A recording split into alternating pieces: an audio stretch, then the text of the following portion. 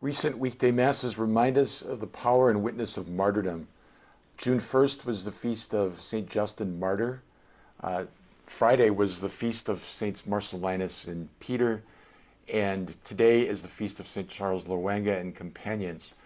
So Justin was born of pagan parents in Syria in the 2nd century and became Christian, gave eloquent witness to his faith, and was tortured and beheaded for refusing to worship the emperor. So if a Christian was caught out in the Roman Empire in the early centuries of the church, was caught out as a Christian, he or she had two choices. One was to worship the emperor and save their life, or in conscience to refuse to worship the emperor and face a terrible martyr's death. And so we honor for all time the men and women, boys and girls that made the latter choice, who gave up their life rather than giving up their faith in Jesus.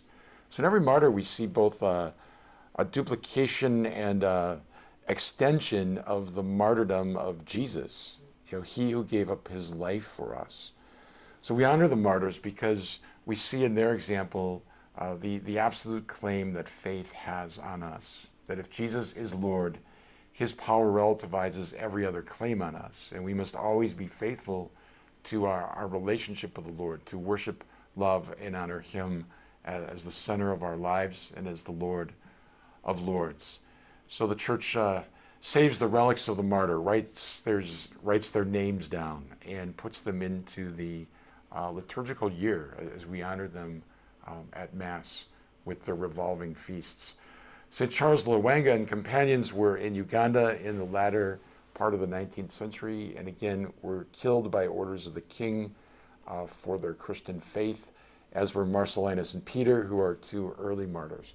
We may think that martyrdom is from another age, and yet more Christians have been murdered for their faith in the 20th and 21st centuries than all other centuries combined. So martyrdom is still very much with us, and we pray for Christians, our brothers and sisters who are in many places throughout the world, who take their lives in their hands to simply go to Mass, to simply publicly avow Christianity, to give Christian witness and example. We pray that God protect them, but that if they be called to make the ultimate sacrifice, as we may be someday in some situation, that we would be willing to lay down our lives for Christ, who laid down his life for us.